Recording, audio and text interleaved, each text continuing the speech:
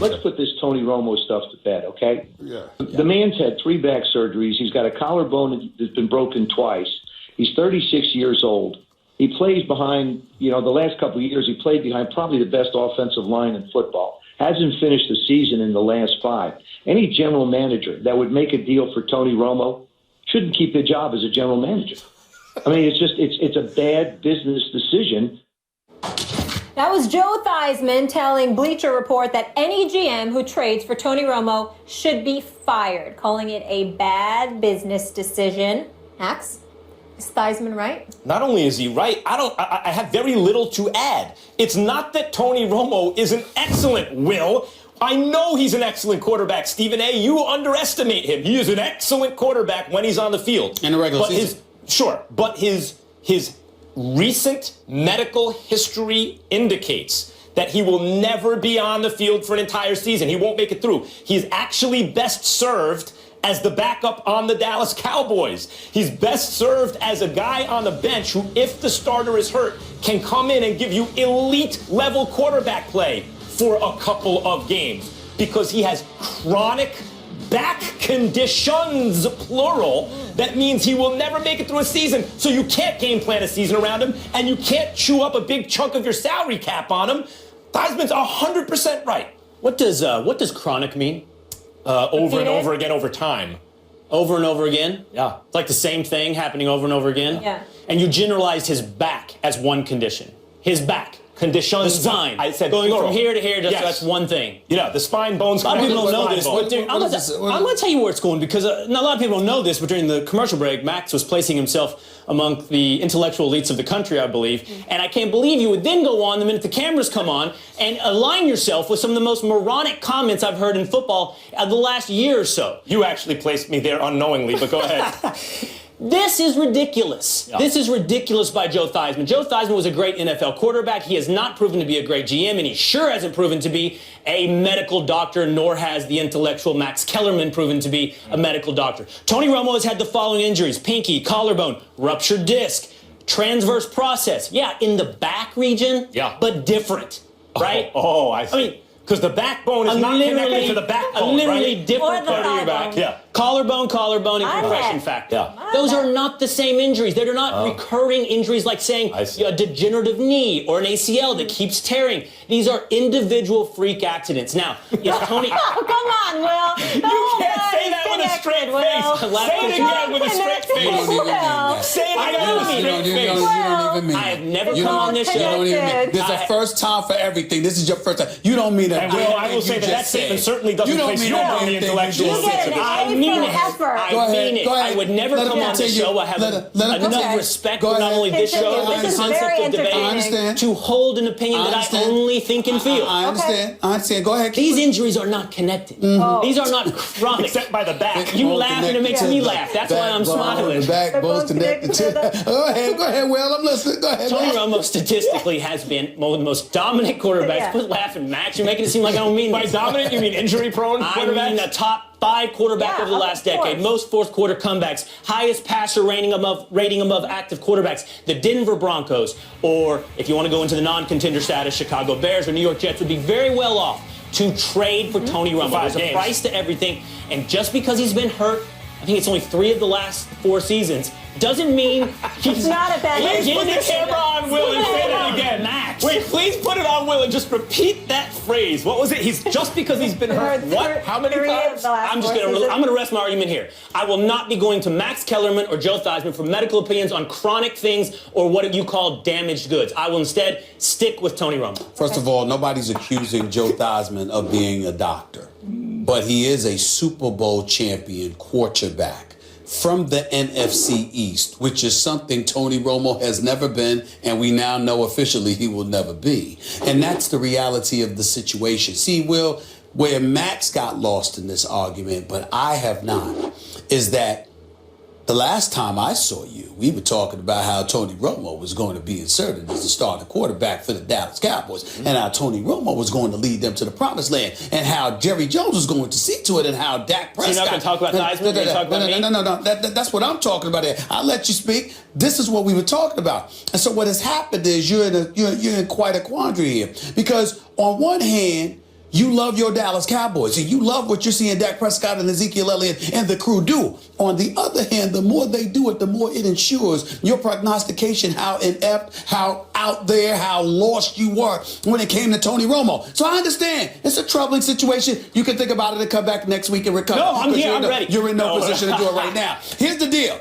Tony Romo, for all the greatness that you talk about with him, that's regular season, 78-49 record, completing 65% of his passes. The brother's big time during the regular season. Come postseason, he has 2 playoff victories in 10 years. Will Kane, I know you know this. In order to win 1 Super Bowl, you actually have to win a minimum of 3 postseason games in the same season. This man hasn't won more than 2 in 10 years. It is over. And at the end of the day, what it comes down to is this, Will. You can make all the arguments that you want, but Joe Theismann, he ain't a doctor, but he is a quarterback. He did play in the NFC East. He has won a Super Bowl, and more importantly, he's had personal conversations with Tony Romo where he has suggested to Tony Romo that you should retire because of how risky it is. I've interviewed Joe Theismann. I know Joe Theismann. I've spoken to him on many occasions about this. This is not something that Tony Romo is reading about or hearing about on the news. He has looked Tony Romo in the face and he has said, in the interest of you and your family, these injuries are no joke. And so in that regard, I will only answer it by saying this. Should somebody take Tony Romo? Hell no. Unless you could get him on the cheap so when he gets hurt, it doesn't affect you financially. Put him on the bench. That's it. All right. Number 1. Yeah. Number 1. I don't need a week to form a rebuttal for you. I need 2 seconds. It happens live. I know you think as that. we're speaking. There's no week needed. I'm ready now. Intellectual elite in the country. I know you think that. Number There we 1. go. That's number 1. Number 2, you haven't peeled back the curtain. You haven't showed anybody the predicament that I'm in that I've got to now argue my way out of with my Tony Romo opinion. I actually think you did a good job on Mike, and I watched you, and at no time did you address your faux pas when it came to Tony Romo. You, as a matter of fact, avoided that subject religiously, if I recall correctly. Max, I just want you to know, he avoided the subject. Which number 3 I will address now. I was not wrong. Go ahead. I was not wrong. So you on the air for 4 hours, you ain't have time to address it then, but you here for a few minutes, you got time. I say my good stuff for you. Take your time. I say my good stuff for you. Go ahead. Well, let me. I'm going to put in the spotlight. I'm going to dance around in the spotlight. You've been dancing out this morning. I'm not trying to get in the darkness. I'm going to dance in the spotlight. Here it is. Tony Romo, I still predict, will play a pivotal role for the Dallas Cowboys before the season is over. Either injury or bad play will force Tony Romo onto the field. Dak Prescott is great. I'm so excited about Dak Prescott to be the quarterback of the Dallas Cowboys for the next decade. He is playing at a level it's hard to imagine anyone else could play better. But I still know that the rookie has never won the Super Bowl, and I still know that Tony Romo could be hitting Des Bryant on some of these routes he's burned Josh Norman on down the field. I think Tony Romo could be operating behind this offensive line on this team at a very, very high level. I got a question. And he will this season. I got a question. Am I to understand when you made the statement that no rookie quarterback has ever won a Super Bowl, you believe, even right now, that the return of Tony Romo would elevate the Cowboys' chances of winning a Super Bowl rather than leaving Dak Scott in the lineup? I think it's 6 one way, half a dozen another. Oh, Lord, what kind of damn answer is that? What's your answer? I think the Dallas Cowboys can win the Super Bowl with Dak Prescott or Tony Romo. So then what you sweating about Tony Romo for then? So what you sweating about Tony Romo for then? Why do you feel this compulsion? Why do you feel this need to get Tony Romo back in the lineup if Dak Prescott can win with it? You're sweating a little bit. You are sweating. You notice? We saw the makeup artists come over here and touch up a little bit. You're sweating a little bit. What's going on? I mean, Dak Prescott, you don't think...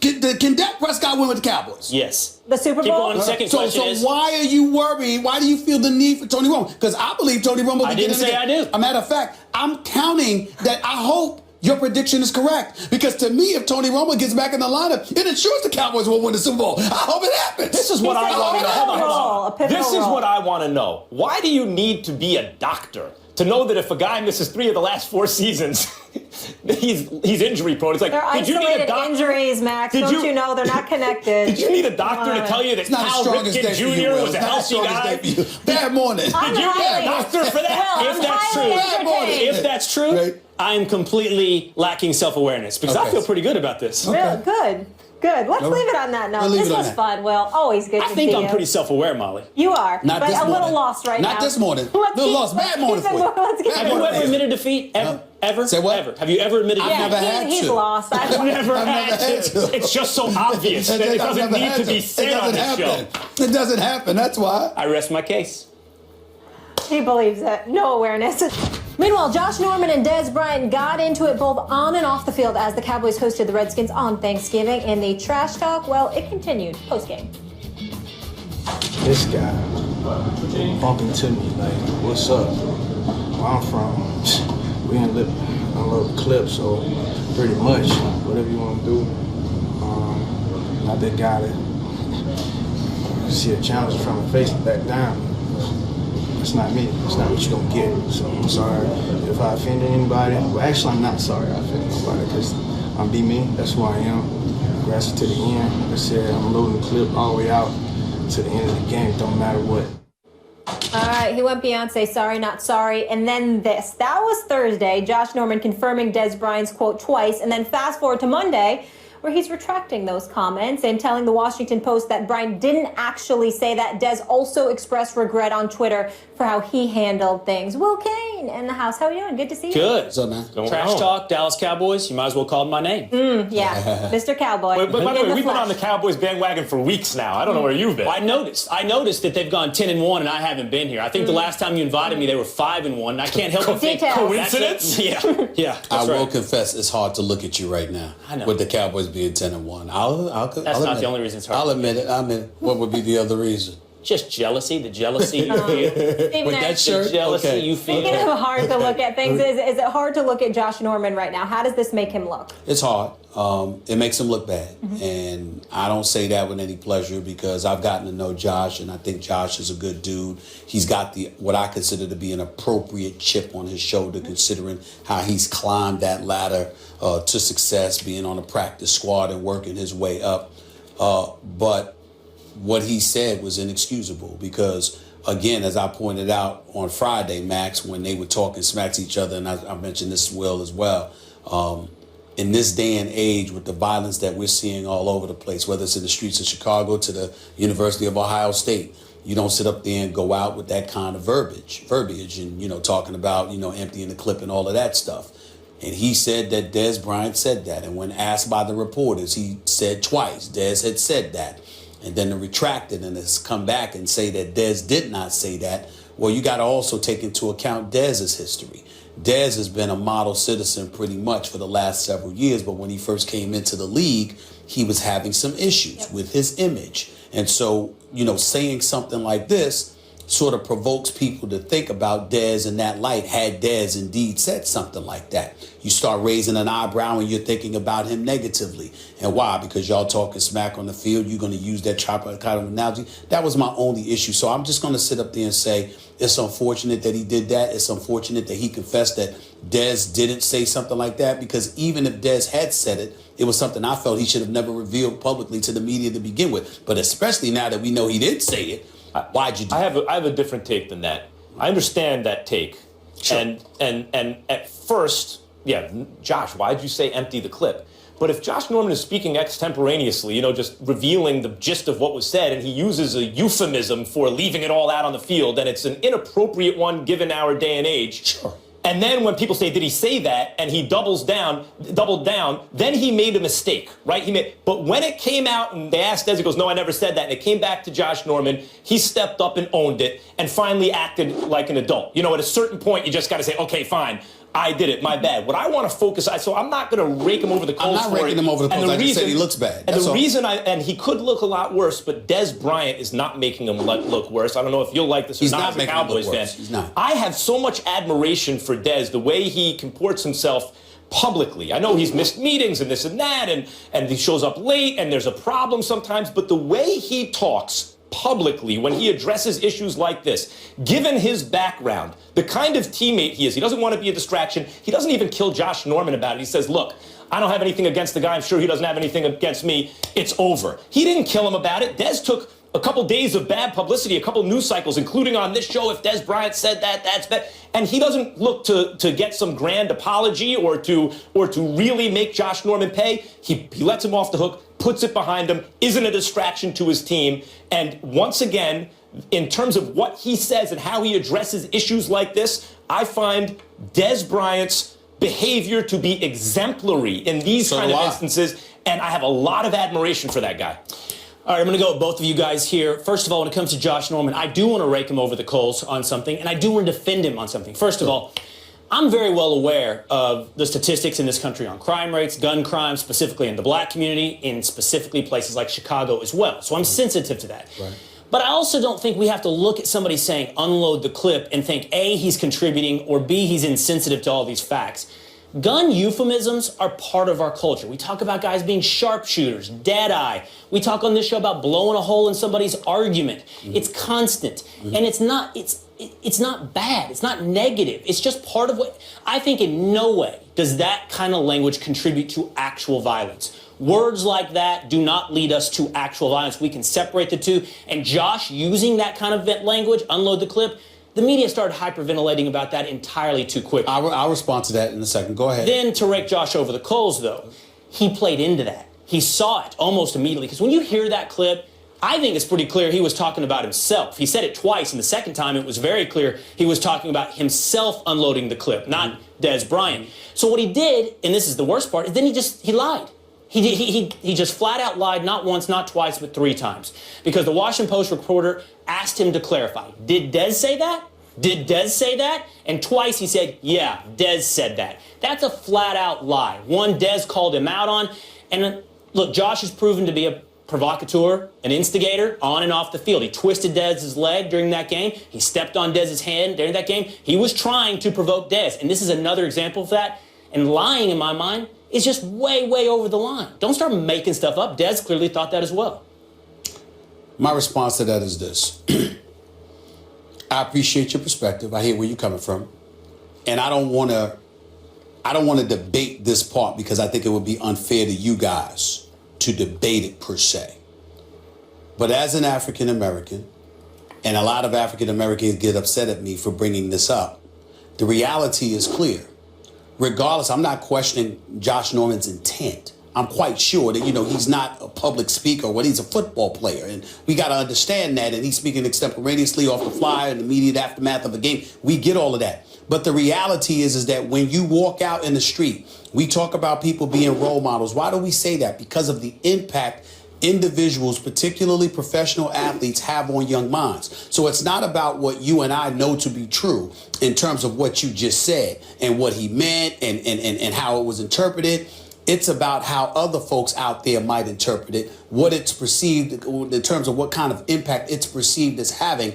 And I think when you talk about the African American community, we have to be sensitive to what potentially impacts us from a detrimental perspective. On many occasions, I look at you, Max, and I talk about the numbers game. And I sit there and I remind people all the time, we make up 13% of the American population. The Latino community is 17% of the population. We're no longer even a dominant minority. When you talk about the incarceration rate, when you talk about the death rate and all of these different things, we attribute these things to a potpourri of circumstances. Those things can't be ignored. And so when you are out there communicating and conducting yourself in a certain way, there's an elevated level of sensitivity that somebody in my position, in the Josh Norman's position, in the Des positions, and others that we have to harbor because of how things directly affect our community. Yeah, I would say this. In terms of sensitivity, I think people are way too sensitive about language. I agree. Generally. I agree, but it's reality. And I don't think these kind of words lead directly in a causal way to behavior. But they may have some kind of marginal impact on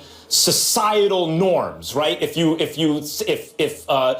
someone says unload the clip, and it kind of promotes this idea that guns are normal and this kind of behavior is normal in a very marginal kind of way that's very hard to measure. I basically agree with you, Will. It shouldn't be, should not start hyperventilating about it. But I also don't think Josh Norman lied quite. I think that was euphemistic language, as you're referring to. Look, we use this kind of language all the time. And then I think at a certain point, if I had to guess, he realized, oh, wait, are people hanging on to this language? Wait, who said that? And he was saying, the way I interpret it, now comes the lie. Maybe if you want to call this lie, he was saying that's the sentiment that Des Bryant expressed to me. And then when it became an issue on shows like this and other media outlets, and Des was like, time out, I never said anything about guns. At that point, Norman had to step forward and clear it up. You know, it's going to come off as I'm a fan, but I just want to agree with one thing you said. Man, it is hard not to like the way Des comports himself. He seems to be real, and real's not good enough. You know, you better be really good if you're going to be real. But he's thinking out loud. You watch that interview he does with Ed Werder, and he's thinking out loud. He's like, I can't, and he's emotional. He's like, I can't move on. I want to stay on this for a second because Josh said X, Y, Z. And then Des did respond. But when he kind of calms down, he generally chooses the right path. And it's not the perception of Des. There's a perception of Des out there right now that I don't know that aligns with who he really is. And by the way, I'll give Josh some of the same credit. Josh was being emotional. Josh was letting it out. That's what I said. My only critique of Josh is yeah. not telling the truth. But then he owned it. Eventually, he stepped up and owned it. That's good. You're right. Including for people like you saying he lied. He's like, okay, this is on me. And I 100% that Des, his reputation from his point of view must be obnoxious because it is the opposite of who he shows himself to be, at least publicly. My closing point is this. Neither of them are bad guys. No. That's not why we're having this debate. What we're discussing is the impact of their words and their actions. Yep. That means who you affect, not who you are. Mm-hmm. Josh Norman's a good dude. Des Bryant has proven to be a very good dude. Both of them are elite athletes in the ultimate level of the NFL. It's about the impact of the lives they potentially touch. That's why professional athletics is what it is today. It's not because of just you. It's because of the lives you touch. That's all I'm saying. And Stephen A., to that point, clearly they thought they were in the wrong, and that's why they decided to squash it publicly, and it's done.